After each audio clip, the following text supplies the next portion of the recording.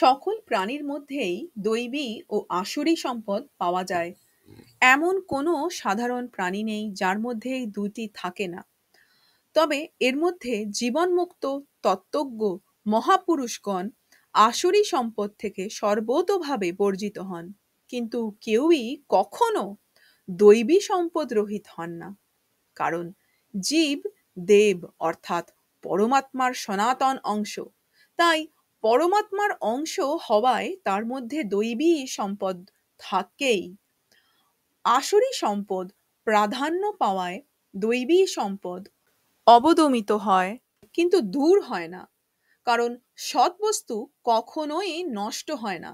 তাই কোনো ব্যক্তি সর্বতোভাবে দুর্গুণ ও দুরাচারী হতে পারে না, সর্বভাবে মিথ্যাবাদী হতে পারে না, সর্বতোভাবে ব্যভিচারী হতে পারে না। কোনো ব্যক্তি সম্পূর্ণভাবে দুর্গুণ দুরাচারী হতে পারে না। কোনো ব্যক্তি যতই দুর্গুণ দুরাচারী হোক না কেন, তার মধ্যে অংশত সদ্গুণ সদাচার থাকেই। দৈবী সম্পদ প্রকটিত হলে আসুরি সম্পদ দূর হয়ে যায়, কারণ দৈবী সম্পদ পরমাত্মার হওয়ায় এটি অবিনাশী, আর আসুরি সম্পদ জগৎ সংসারের হওয়ায় বিনাশশীল। সচ্চিদানন্দ স্বরূপ পরমাত্মার অংশ হওয়ায় আমি সর্বদা বেঁচে থাকব, অর্থাৎ কখনো যেন না মরি। আমি সব কিছু জানব, অর্থাৎ কখনো দুঃখ যেন না পাই। এইরূপ সৎ চিত আনন্দের আকাঙ্ক্ষা প্রাণী মাত্রেরই থাকে, কিন্তু তার ভ্রম হয় এই যে আমি এই দেহ সহিত বাঁচব, এই বুদ্ধি সহযোগে জ্ঞানী হব, এই ইন্দ্রিয় ও দেহ সহযোগে সুখ নেব। এই সব আকাঙ্ক্ষা বিনাশশীল জগৎ দ্বারাই পূর্ণ করতে চায়। এইরূপ প্রাণের প্রতি আসক্তি থাকায় আসুরি সম্পদই বিরাজ করে। এতে একটি বিশেষ ব্যাপার হলো এই যে প্রাণীর মধ্যে যে চিরকাল বেঁচে থাকার ইচ্ছা, আমি যেন না মরি, এরূপ যে ইচ্ছা, তার তাৎপর্য যে সে অমর হতে চায়। বেঁচে থাকতে ভালো লাগে, অর্থাৎ বেঁচে থাকাই তার পক্ষে স্বাভাবিক চাহিদা। আর মৃত্যুতে ভয় হয়, তার মানে হলো মৃত্যু স্বাভাবিক নয়।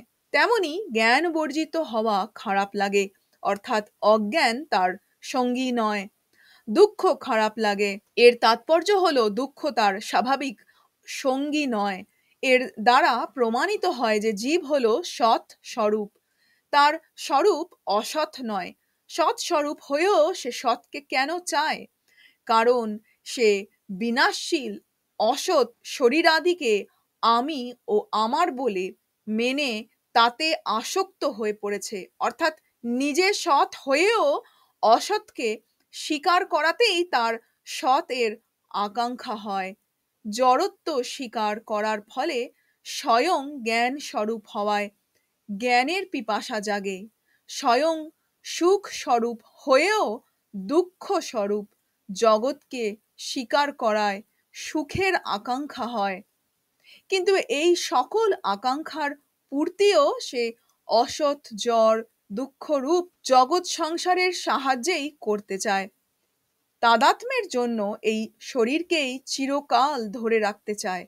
বুদ্ধির সাহায্যেই জ্ঞানী হতে চায়, শরীরের সাহায্যেই শ্রেষ্ঠ ও সুখী হতে চায়, নিজ নাম ও রূপকে স্থায়ী করে রাখতে চায়।